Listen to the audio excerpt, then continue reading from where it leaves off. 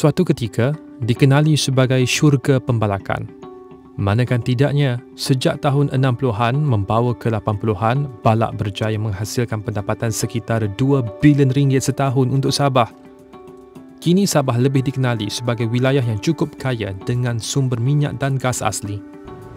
Manakan tidak, dengan simpanan 11 trilion kaki padu TCF gas dan 1.5 bilion tong minyak, wilayah Sabah sahaja sudah mewakili 12% dan 25% daripada simpanan gas dan minyak Malaysia. Media tempatan melaporkan permulaan era pasca COVID-19 menyaksikan pembangunan yang cukup drastik dalam sektor minyak dan gas, terutama selepas Datuk Seri Haji G. Noor mengambil alih tampuk pentadbiran wilayah negeri Sabah. Untuk tahun 2023 sahaja, sektor tersebut dilaporkan telah menyumbang 50% daripada keseluruhan pendapatan RM6.9 bilion.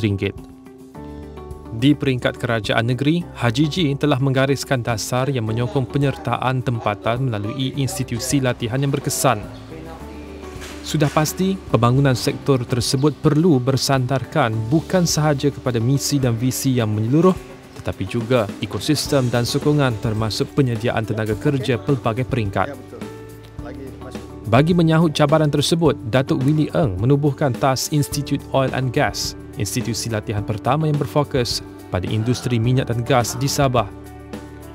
Mula beroperasi pada tahun 2008, institusi ini menawarkan pelbagai program latihan yang diakreditasi oleh Pearson BTEC, termasuk diploma khusus dalam operasi fasiliti minyak dan gas.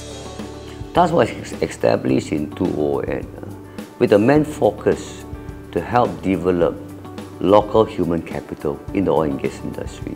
And our major focus was to assist the B40 group to acquire the technical skill so that they can be part of the employment in the oil and gas industry.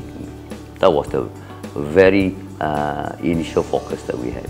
It was less than 5% of Sabahans involved in the oil and gas industry. One of the answer that I got from him was that we do not even have a training center to train our own people.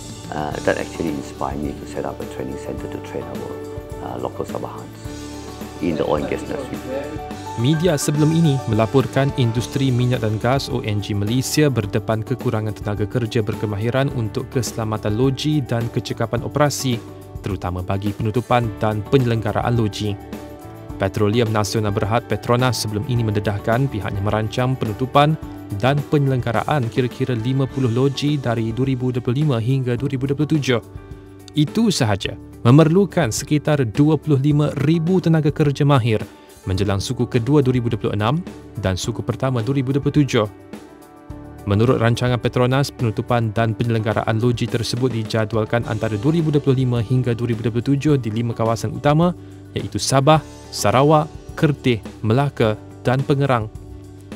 Antara faktor kekurangan pekerja mahir itu adalah peluang kerja yang lebih baik, gaji yang tidak kompetitif, peluang pembangunan kerja yang terhad. Bagi menampung kekurangan tersebut, TAS Institute of Oil and Gas yang beliau asaskan menawarkan pelbagai program latihan yang diakreditasi oleh BTEC, iaitu Business and Technology Education Council dari United Kingdom. Yang lebih menariknya, ia memang dikhususkan untuk membantu anak-anak Sabah bagi mengecap peluang kehidupan yang lebih baik. It costs about £60,000 UK for you to complete a BTEC International Specialist Operation Technician in oil and gas. Whereas in Sabah, and especially in TAS, we are doing it on a CSR, helping our local Sabahans to be certified competent in the oil and gas operation. We are only charging 68,000 ringgit instead of £60,000. Usaha ini selari dengan visi dan misi Haji G yang komited dalam memajukan sektor minyak dan gas di Sabah sambil memastikan pendidikan dan latihan yang relevan disediakan untuk menyokong pertumbuhan industri ini.